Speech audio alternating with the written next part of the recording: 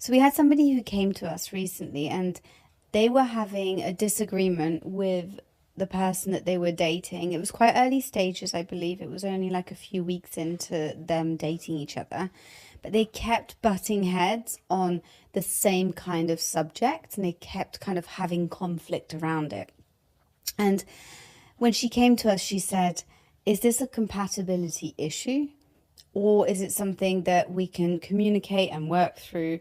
Like, when is it something that we absolutely should just go like, this isn't going to work and I need to walk away from this?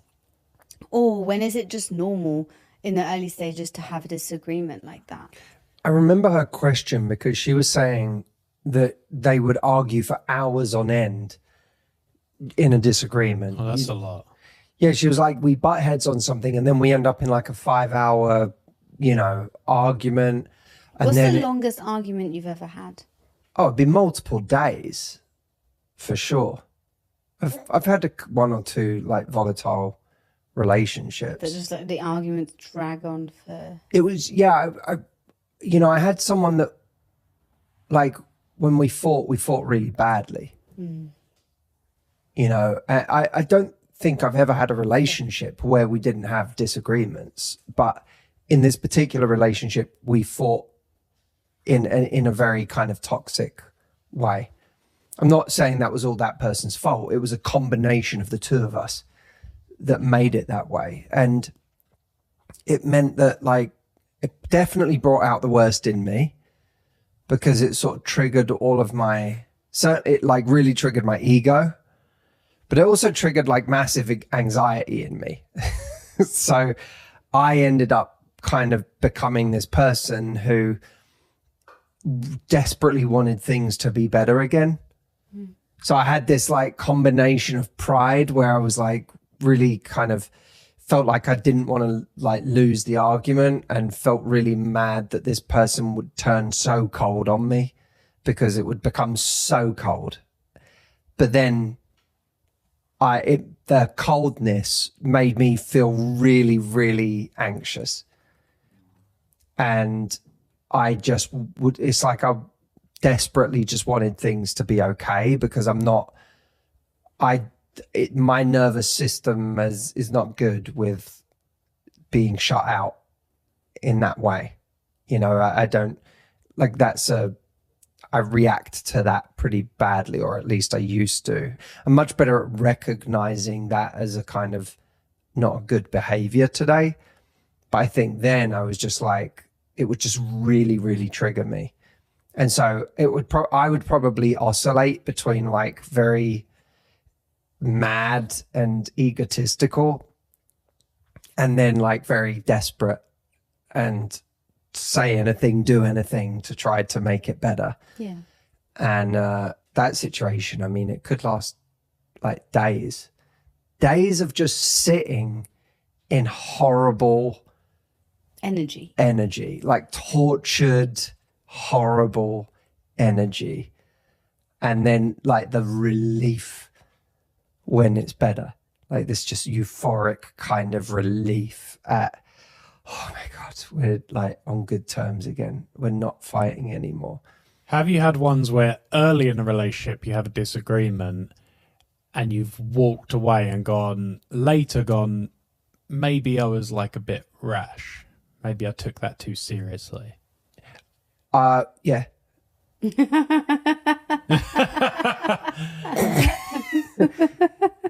Like, but is that is there an avoidant thing there where like you get one problem and you're like, well, this isn't going to work? Yeah, I think you and I were not, at a certain point in our lives, you and I were not great for each other in that respect. How so? Oh. Because I think Stephen and I were like two sort of... enablers. Would you call yourself, would you say like your historic pattern was sort of avoidant or anxious avoidant? Like could it be a bit of both? It could be anxious avoidant, like tilting towards avoidant. Right. But I'm probably anxious avoidant tilting towards anxious. There you go. But I remember us having times where like I might vent something to you there would be a time in our lives where you'd be like, you gotta go. Can't do that. Can't be dealing with that. You gotta go. And Why were you I would asking for advice from 20-year-old Stephen for love life advice? but Was by the John way- Mayer not available? the other way I'm around a would bit be the like same John Mayer. thing. He might tell me something. I'd be like, you gotta go. Can't be dealing with that. So like we would both, if we got stuck in that cycle together forever, we'd just both ensure that neither of us ever found love. That is so funny. Yeah, I think that's true, and I think that is something I've had to learn to deal with, is to go, that doesn't necessarily mean you're incompatible. It might just be an invocation to solve a problem, or it might just need better communication.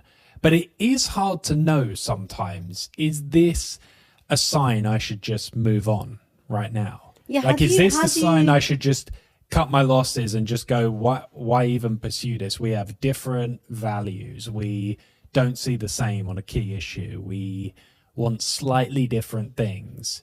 You know, even if they just had a different idea of where they wanted to live than you. Like, do you go, I'm not going to be up for, like, you know, living in that town or living outside this place I like, but that's kind of what they would like to do. That's very avoidant, Stephen. That's avoidant. That's very avoidant, yeah, because like you don't know, if I had gone like, oh my God, he lives in LA, I have no interest in leaving my friends and family to live in LA when I met Matt, then like we wouldn't have been together. I'm all about like, you got to take things as they come and things will unfold. And if you end up not wanting to move for somebody, for instance, then they're not the right person. But like, you can't write people off for things like that in the beginning, I think. But I'm curious, do you guys know how to actually discern between something that is an actual incompatibility red flag that should be like, okay, we really can't be with, like, I can't be with this person, and actually I'm just going to have this argument for the rest of my life if I stay? Or something that is just, you know, the teething period of the early stages of a relationship, which is ultimately two people coming to each other with their stuff and their baggage and their ways of looking at the world. And there's going to be conflict and clashes, I think, in the beginning. Yes. So what's the difference? How do you discern the two? I suppose to some extent, I would say there are people you just argue better with. And you might have had a history of people who, when you disagree, and they punish you. Like that relationship I was in, you know, was one where I felt very punished when there was a disagreement. And that was very triggering for me. And that definitely brought out the worst in me. And I definitely was not, like, I was a lot of things that were not admirable in that relationship either. So it's like, I've had those too. So it's not all avoidance, Audrey. No, I've had those too, where you feel like you're somehow wrong for having a different opinion. yeah. And then you kind of can look at those relationships sometimes and go, I really don't like who I am in this relationship. I don't like the version of me that's coming out, because I did things wrong as well. So it's like the combination is not good. There are other people that you argue better with. You know, you might have, in some ways, you might have the same disagreements about things, but that you're talking to someone who extends you just a little more grace or a little more empathy or a little more kindness in the way that they talk to you, or has a little more humility about the, you know, holes in their own argument. And that can just be the bit of daylight you need to decide to be a better version of yourself in that moment. That was one of the things for me and you that I found about myself, was that the way that you argued, like, it's not that we never had an argument that I hadn't had in a previous relationship. It was that when we argued, you had a very kind of compassionate and level-headed way of, not always, I mean, but a lot of the time, you had a very compassionate and level-headed way of coming to the argument or the disagreement. And I remember having this very distinct thought at one moment where I walked away from a kind of argument that I had caused because something had upset me. And then instead of like just bringing it up in a rational way, I decided to pick a fight over it. And I remember walking away from that argument going, I'm the one who behaved badly there. Like, I can't, like, you probably would have walked away from that argument going, that whole thing was really unfair and he didn't see any of my arguments or my points, and that was out of order and I'm mad at him. But I walked away and it took a minute for it to land. And I was like, I was the asshole. I was the bad, like, that was me. I was the one who behaved irrationally in that conversation. And I think when that happens, it's an invitation. It's an invitation. Okay, are you going to rise to the best or a better version of yourself here? Or are you going to be the version of yourself that you may have been in the past, even with a person who's doing better? I heard advice once, which I thought is quite relevant to this, and I thought it was really, really useful, and I carry it with me in my life. It's like, I think to make a relationship work, you're both gonna, at different times, want different things, believe different things, like feel really steadfast in an opinion over here while the other person feels really steadfast in their opinion over here. You have to get really good at being like, who does this matter more to? So to give an example, let's say you're arguing because you are incredibly triggered by a political situation. And for you, it's just like so unbelievably upsetting what's happening in a certain situation in the world or whatever. And you almost like have so much passion and so much like, you know, like emotion behind that, and you bring it to somebody and you end up having a fight about it because maybe you don't agree on something entirely or something like that. I think the person who isn't like triggered in that situation, the person who isn't feeling really emotional about it, it's on them to diffuse the situation. Because when arguments really get out of hand is when two people get triggered at the same time and they can't, then you're just fighting a wound. Then it's just two wounds fighting each other. It's not actually the two people consciously having a healthy disagreement.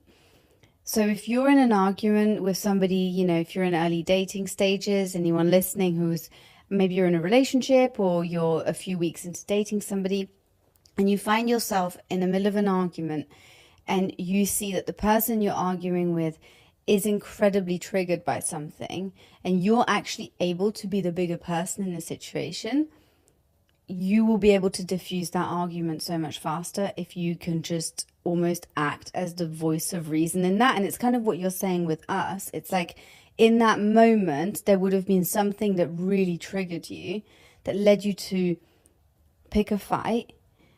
And I would have been able to go, well, I'm not feeling triggered. I'm just a bit hurt that you're picking a fight. And I've therefore diffused a situation, which then allows you to go away from it, think about it, calm down, and come back and say, I don't like how I behaved. Mm-hmm. But if you almost fight a trigger with a trigger, you never get anywhere with it. So it's like the thing that I heard, to paraphrase it, because I've made it a very long, convoluted point, but the point I was making is just, you know, assess if you can in a situation whether or not they care about it more than you. And if they care about it more than you, let them have it. I think what really helps with that is when you have a real sense of what someone's values are already. Like if you know deep down that the person you're talking to is a really kind person with a good heart, and something has just really agitated them about this specific situation, and you can see they've gotten triggered. Like I won't say who, but there was someone in my life that got very, very triggered recently over something, like, you know, like that kind of complete, I watched it happen. I watched this person lose control of everything, their voice, their breathing, you know, like their rationality, because they got so triggered by something. And it was like, at that point, it was like a full body takeover. And in that moment, I very quickly recognized this person who is lovely and kind and has a beautiful heart right now has been completely hijacked by something, by a visceral fear, by a visceral emotion, and that's turned into anger and righteousness, all of whatever. And I remember thinking, I'm not going to speak to the rational part of them right now. I can't. They're lost. I have to connect with the fact that this is actually someone I really care about. This is someone I love. And right now I just have to soothe that child that has completely lost it. And once you do that, it's like that rationality and that sense can come back in that person. But in that moment, they're just hijacked. They're completely hijacked. And the reason I'm saying that is because it's far easier to do that when you already know someone's intentions. I think one of the things, and when you know someone's heart and you know their values, the hard thing about early dating is when that happens to someone, or when they get agitated by something, and when you end up in a kind of, you know, charged disagreement or fight, you don't always feel like you are confident of their values. And therefore you don't know if what they're saying or what they're doing is an indication of the fact that they don't have good values, or whether they've just been hijacked in this moment by fear, by jealousy, by, you know, anxiety about, or if it's like a behavioral pattern. Or if it's a behavioral pattern. And by the way, that's the other thing, is you asked, you know, I think you asked some version of like, what differences can you overcome? And to some extent, I think an answer to that question, it's not the only answer, but an answer to that question is, what differences do you have the patience for? Because there are some differences you have, or not even differences, there are some areas of difficulty in that person that you have the patience for, because you're just like, I get it. I get you. I see you. I get where you're coming from. I know where that comes from for you. I have a lot of patience for this particular wound in you, or this particular behavior in you. And by the way, I'm not there mandating a kind of masochism in relationships, because some people have too high a tolerance for pain in relationships when they shouldn't. But there are, like, we all come with stuff.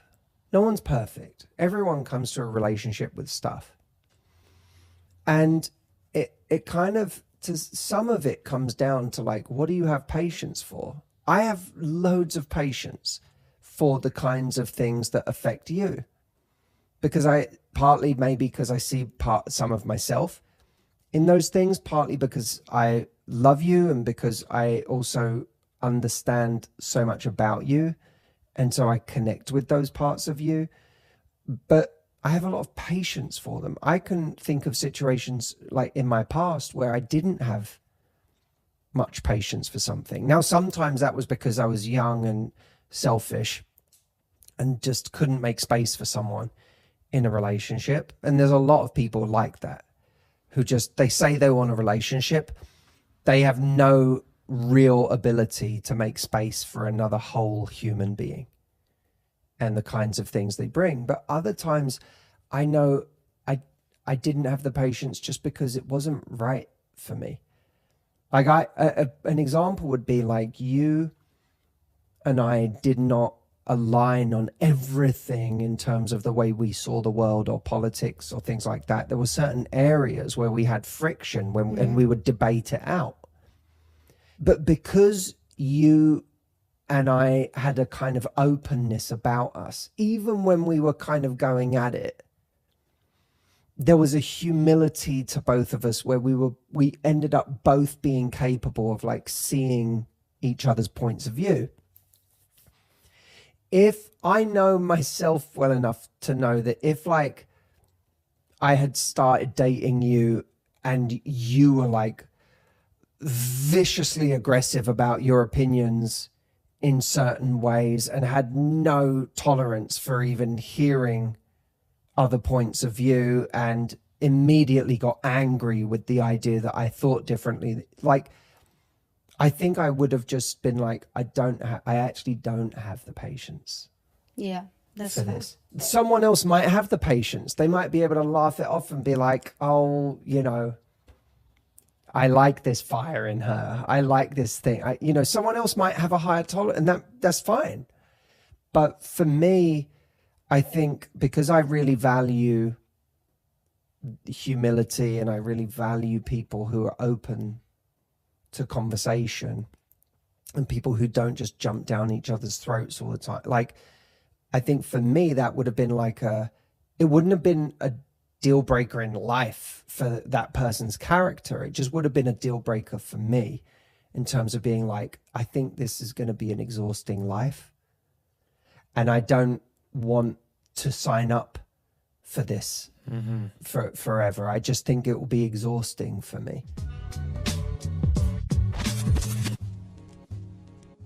Have you ever had an amazing session with a therapist or a coach, or even just an incredible conversation with a friend where you started feeling really sad about something or struggling with confusion or not knowing how to respond to a situation, and then by the end of the time you spent with that person, you felt a sense of relief, a sense of clarity, and you knew exactly what to do next. And in that moment, you had an enormous sense of gratitude that you were able to have that conversation in that way. I have always been the most grateful for those conversations in my life because they've been truly life-changing for me. They've prevented me from making bad decisions. They've allowed me to get out of my head and my emotions, and they've given me the opportunity to respond to situations better.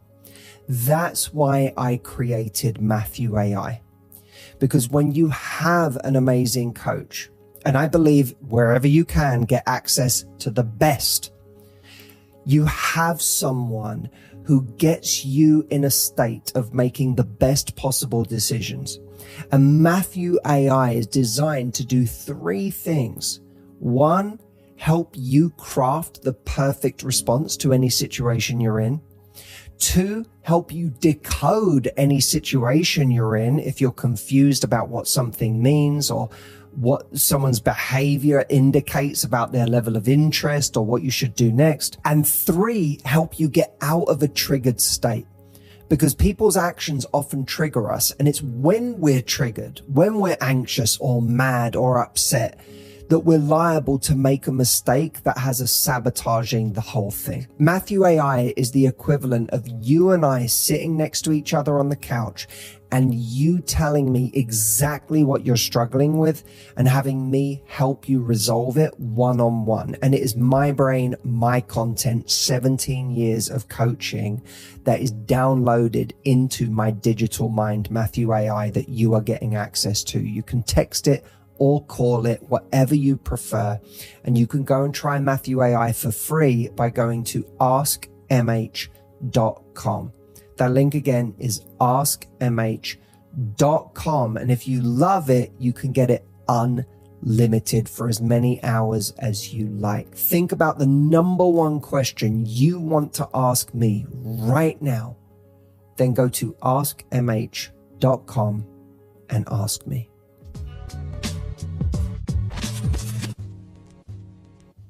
So how do you spot early clues that you share long-term values with somebody? Like, you know, family, ambition, lifestyle, the things that you think are important as well. Like how, for somebody who's listening, who's just like, I'm really early on dating somebody and we've had a fight and I don't know really that it's kind of one or the other. I don't know if it's a misalignment in values or not. Like, are there things, early clues that we can look out for? I honestly think exploring actually talking more and exploring where things come from for people, how they think. You know, that is what Christopher Hitchens always used to say. It's more important how someone thinks than what they think. And the only way you can really find out how someone thinks is by asking more questions, is by having a curiosity, you know, not just what they believe, but why they believe it and where that comes from and how they came to believe that. And, you know, looking at what drives them.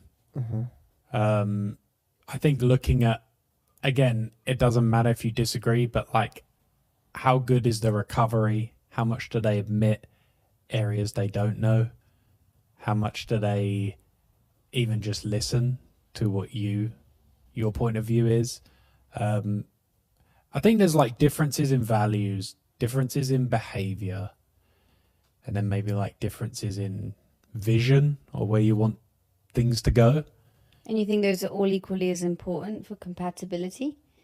I think they are, yes. I think some people are too dismissive too quickly on like, they think values just means you have to see eye to eye on all things. And I just don't increasingly think that's true. But I think you need to more agree with each other's character.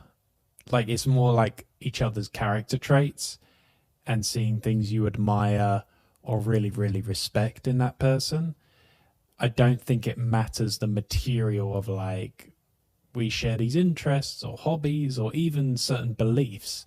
Where it's tricky is that you don't always reveal all the differences until, let's say, you have kids. And then like you suddenly might find out they have very different ideas around, you know, how they want those kids raised. Right, but there'll be many discussions, hopefully, before that happens, you hope. But there often are not. Like, that's the thing. It's a, you know, a lot of people are not having these conversations before getting married. And, you know, marriage might feel like the first step. And it's like, well, we're really compatible. We're having a great time and these things don't matter to us. You have your way of doing things. I have my way of doing things, and it all kind of works. So let's get married. But if you know kids is something you want in your future and you haven't had those conversations yet about, well, does this, like, I'm wondering what raising kids looks like to you. That until you have those conversations, you just don't know. You know, you got one half of a couple that believes in circumcision and the other one that doesn't. There can be a huge deal between two people. Mm-hmm. But it's definitely not something that would come up. You know, unless you have that conversation. That's not a that's a very specific conversation that might have major implications for the relationship. In the same way that, you know, who takes whose name, you know, whether you take someone's name or not, is the kind of thing that doesn't come up until it comes up. I know I really tried to get Matt to take my name, like when we were signing our papers, and he wouldn't have any of it. Well, Matt Lestrat. I there's think a couple of reasons for that, but Matt Lestrat is one of them. Do you think that there is like a proactive way to root out disagreements? In a way that like it actually could be kind of fun, like in an earlier stage of dating where like, yeah, you air them out and you get to talk about them and kind of like get ahead of it before it's a problem.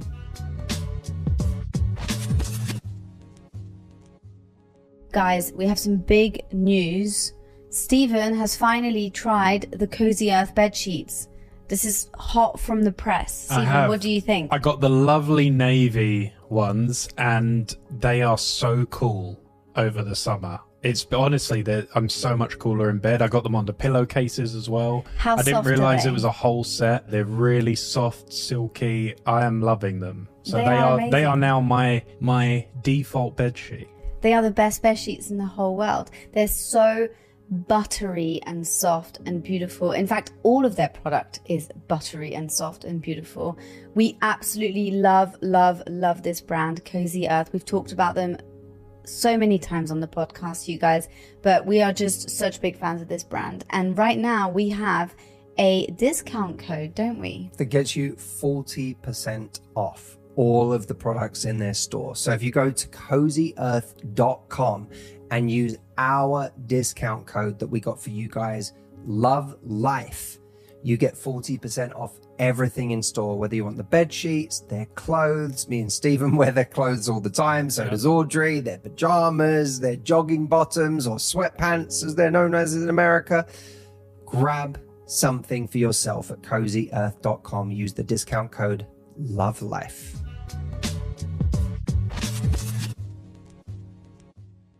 I think practically you can actually talk about certain buckets ahead of time. And there's a book that's kind of interesting. It's a bit old now, but it's interesting. It's called 8 Dates.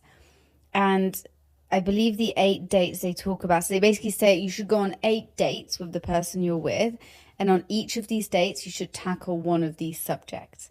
And the subjects are trust and commitment, conflict, sex and intimacy, work and money, family, fun and adventure, growth and spirituality. I suppose that falls into religion too, and dreams.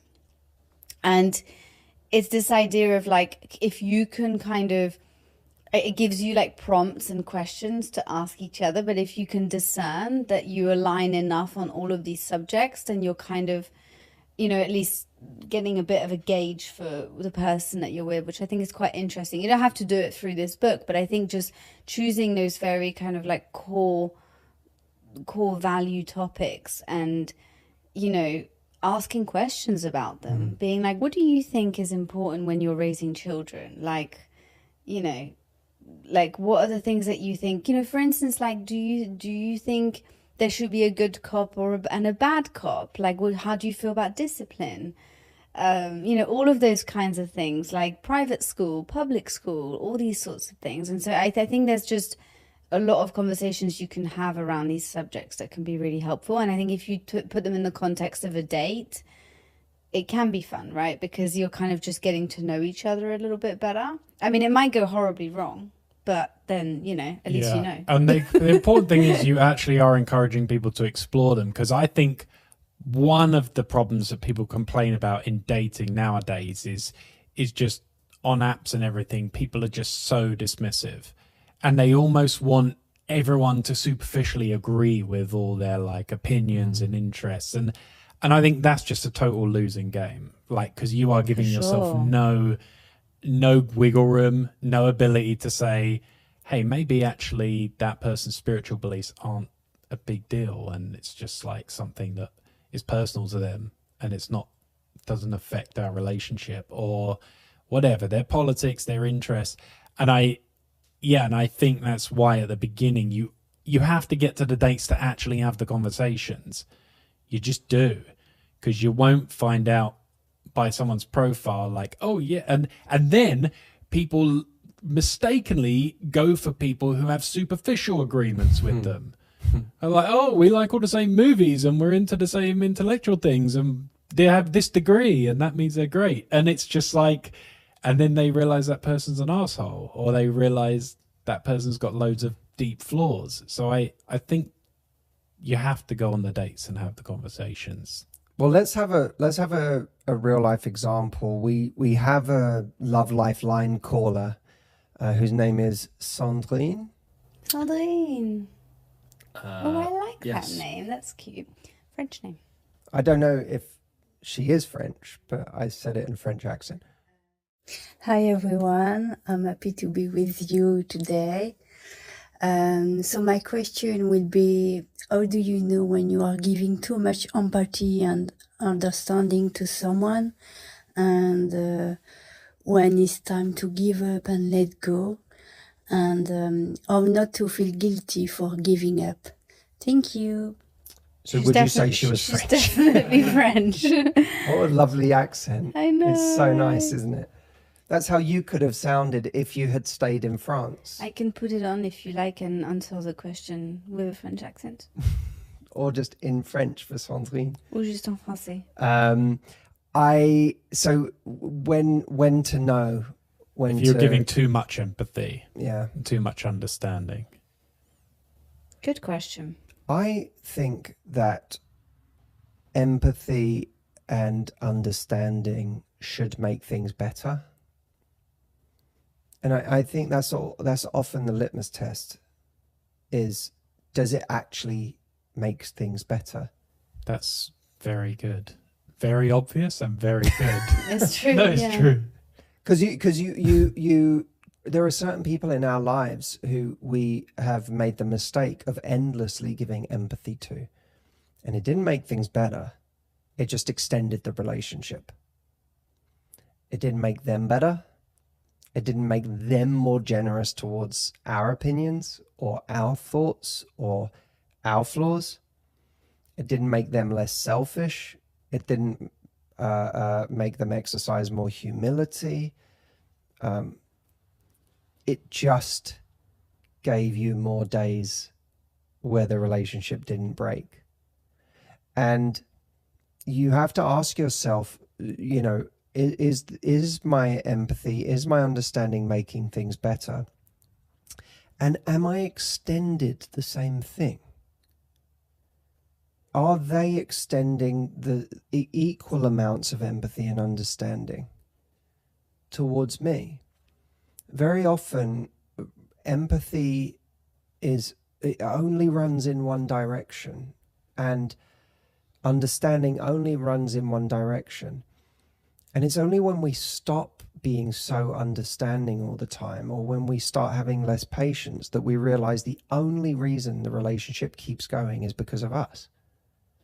The moment we stop being so, you know, compassionate towards someone and it giving them the benefit of the doubt, the moment we stop doing that, immediately it devolves into chaos. And immediately they're not interested because their needs aren't being met, or they're not being validated in the same way, or it's inconvenient for them and they don't want inconvenient, or the argument never ends because you never say sorry. And does the argument only ever end because you apologize? And if these things are true, then we're masking the fact that this relationship doesn't actually work, and it's not one where someone is meeting you on equal terms. Ask yourself, does it make it better? And am I receiving the same from their side?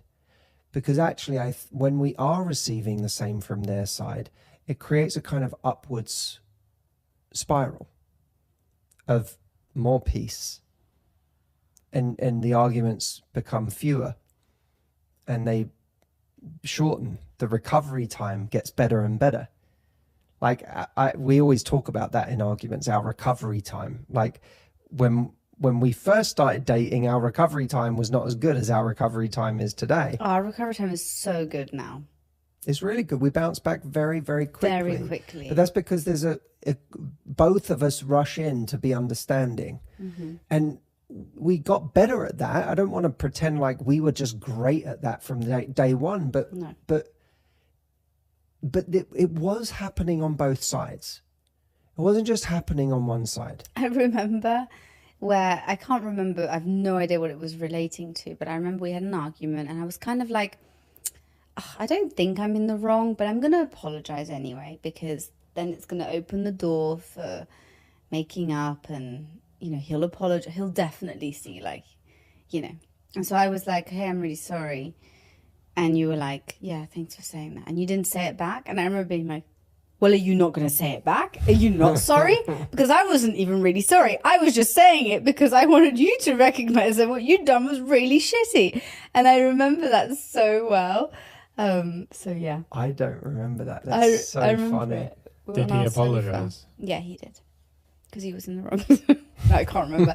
I just remember that feeling of like, but I think what maybe we learned in that moment was just, you know, this idea of like, sometimes you apologize not because you necessarily think you're the one in the wrong completely. Like, you recognize that maybe you've done, you know, you've contributed to the argument, but even if you're not fully in the wrong, you're apologizing to open the door and allow the other person to also go, "Yeah, me too." And then you can kind of, then it's not about understanding like who is more in the wrong. It's about just kind of recognizing how you've hurt each other. Yeah. But I think that's where we probably like what we learned in that moment. But I remember that really well. And there are some things that just they're just too big for us to like. We might be able to empathize with how someone got there, but they're just too big for us. Like, we might say, you arrived at that belief or that way of or that behavior because of childhood, or because of your parents' beliefs, or because of what you were shown, whatever. You might be able to empathize, but you fundamentally just can't be with someone like that. Yeah, and Sandrine, I also think being empathetic can sometimes come at the cost of actually speaking out for what your needs are and like what you actually want from somebody in a relationship. So if, you know, I relate to always wanting to placate things and things to be okay. And so I'll rush in to be like, "Oh, you know, like, let's just fix it because I just don't want to be at odds. I don't want to argue." But sometimes in my life, I've done that almost like as a form of self-betrayal, because I've almost done it in a way where I'm just so desperately trying to not feel the conflict because it's so uncomfortable to me that I will sort of apologize and rush in really quickly, and then that way, but I don't feel heard in the ways in which I was hurt.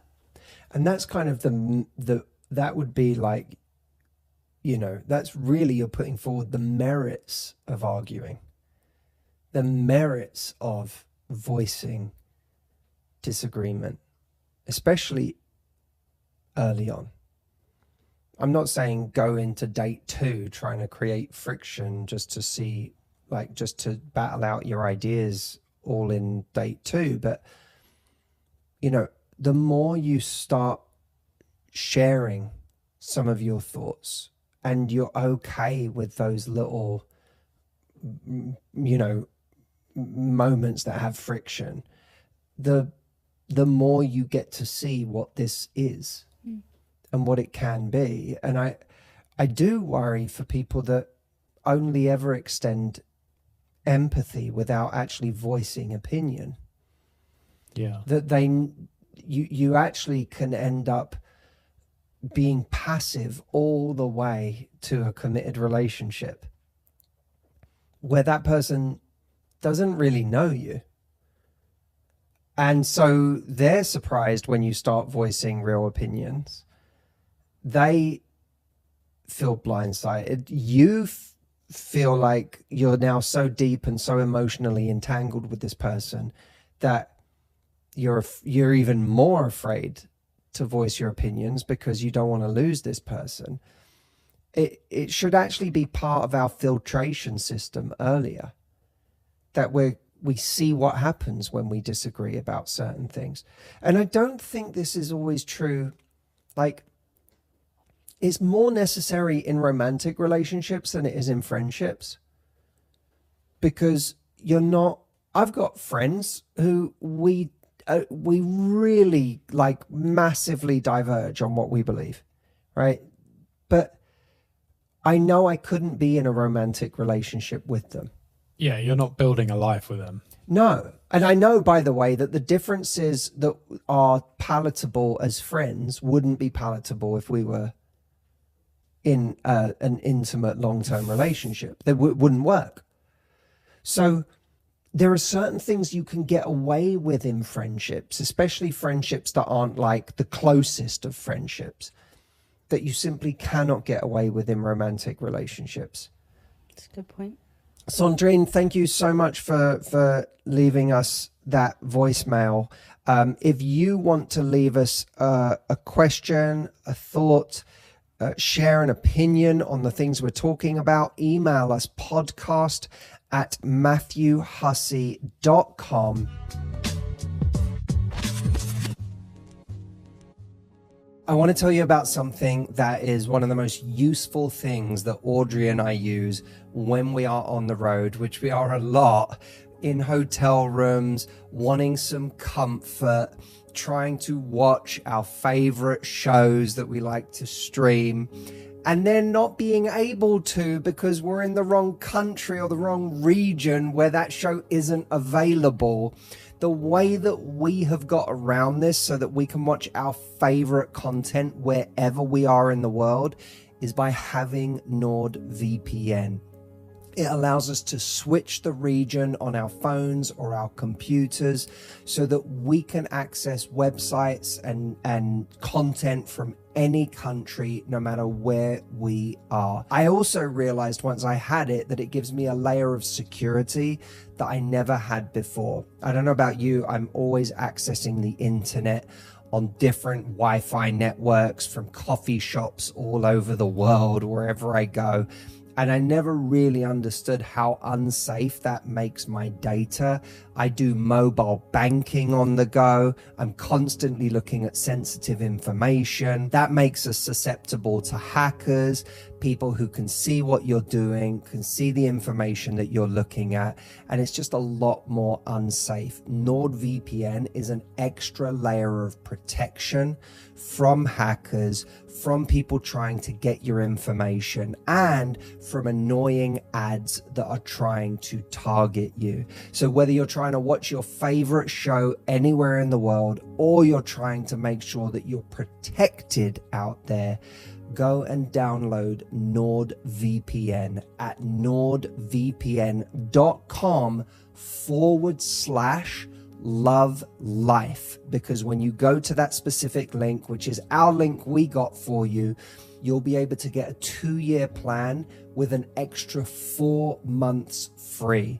And NordVPN offers a 30-day money-back guarantee. So go try it for yourself, NordVPN.com/love life, so that you can get 4 extra months for free.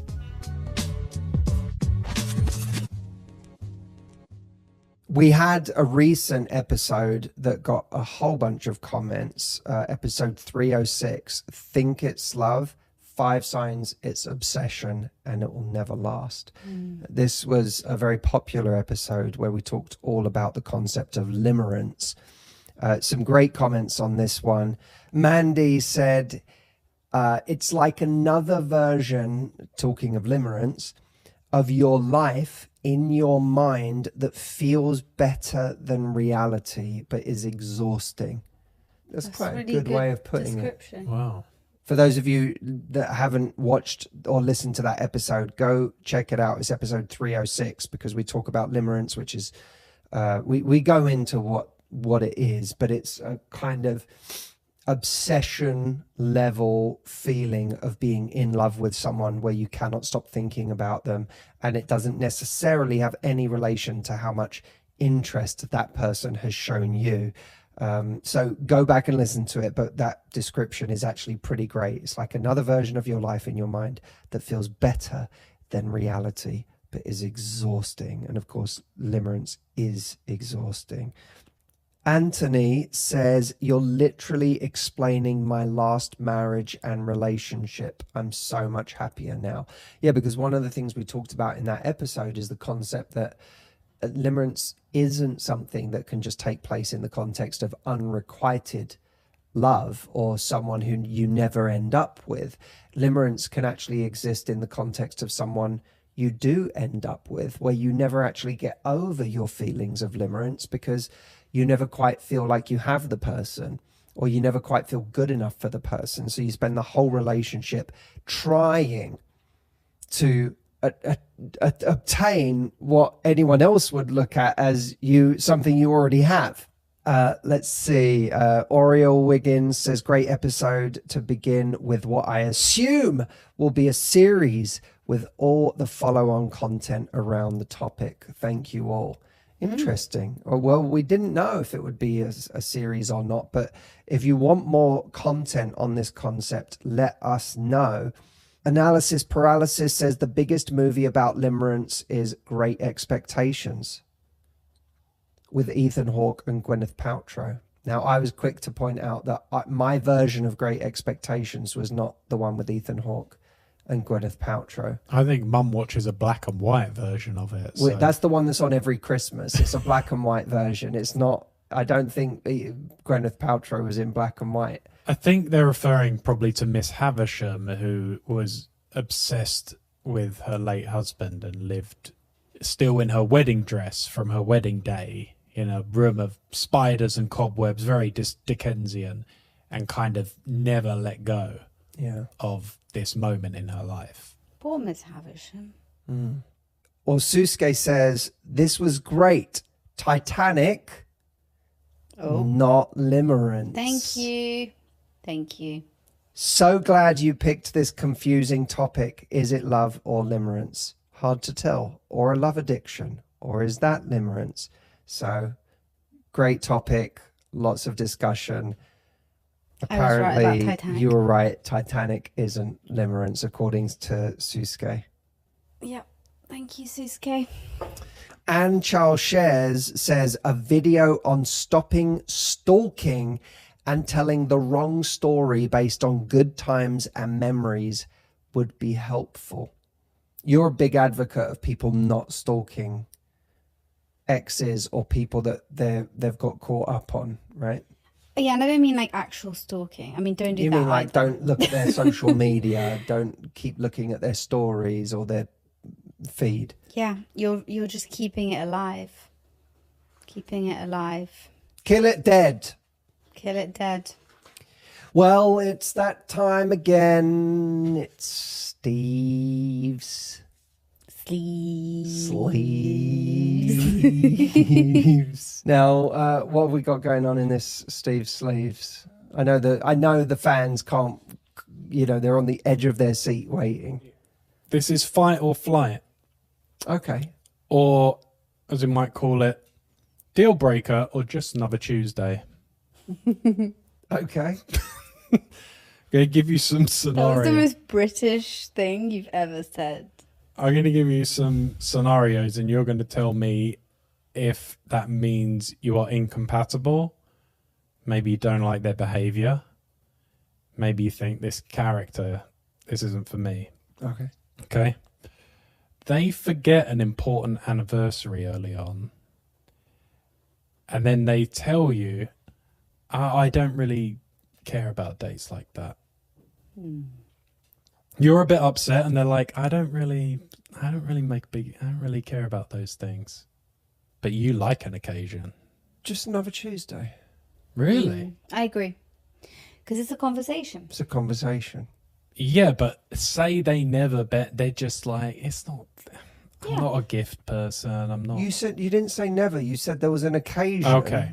All right. Where and it's like now the conversation begins on that one.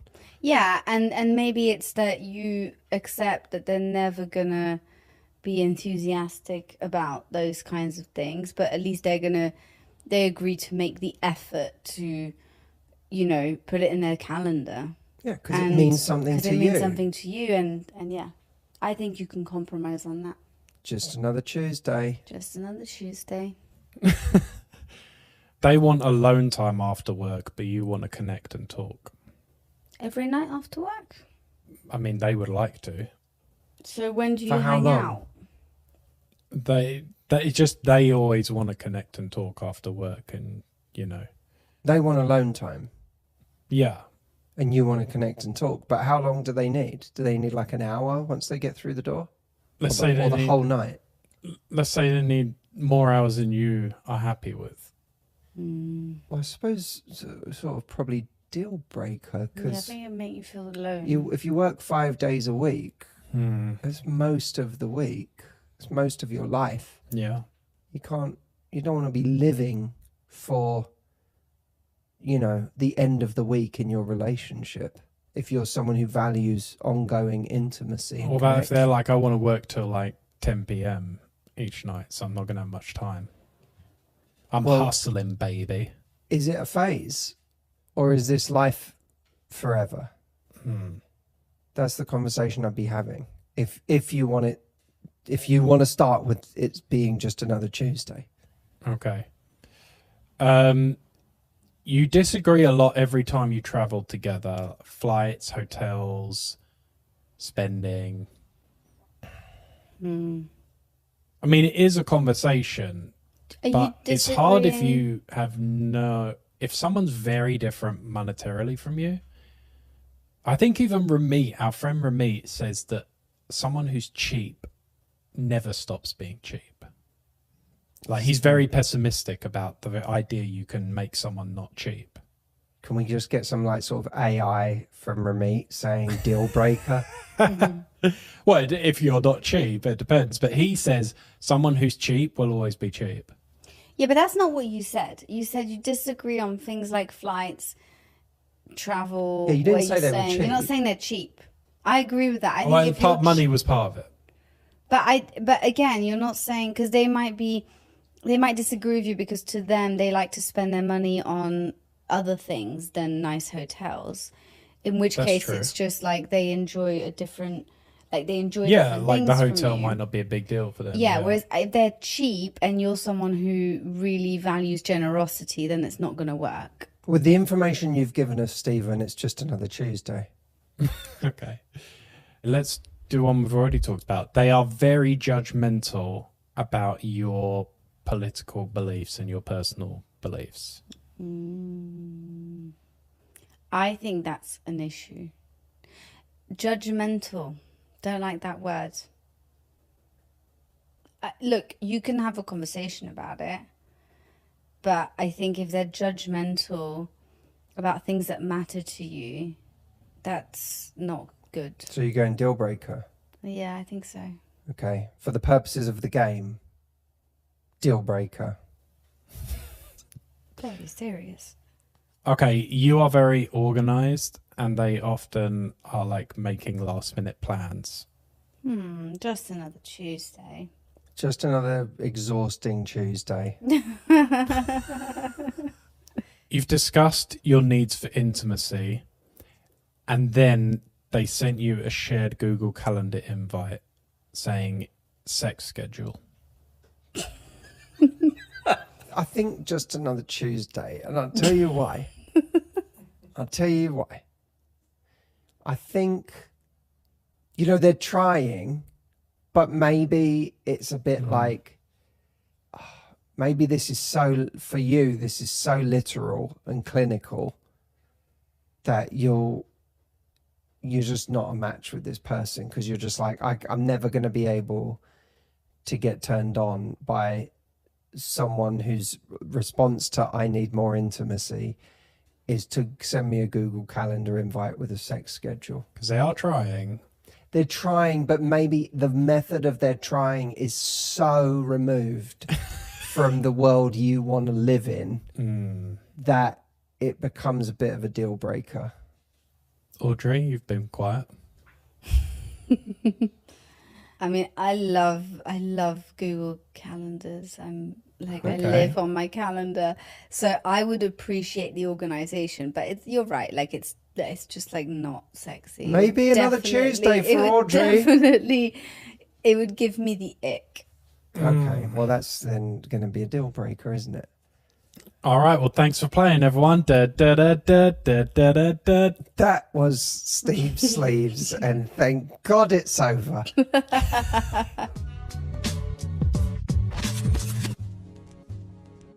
Leave me a comment on this video before you go. I love hearing from you. And by the way, if you're watching this and you really want to find love and you see other people around you pairing off and finding what you've been looking for a long time, and you're feeling like, when's it going to be my turn? How might I be getting in my own way? Is there something I'm doing to sabotage my chances in this area? How can I finally find what I'm looking for? I am going to be helping people uncover their deeper patterns, understand their blind spots, and find what they're looking for this October at my retreat. If you haven't got a ticket yet, you can get your tickets at mhretreat.com. And don't worry if you can't make it to be there in person in Miami with us. There is a virtual ticket that means you can participate in this event and get the content from it from wherever you are in the world. Go check it out at mhretreat.com. Grab your tickets. And I can't wait to see those of you who are coming.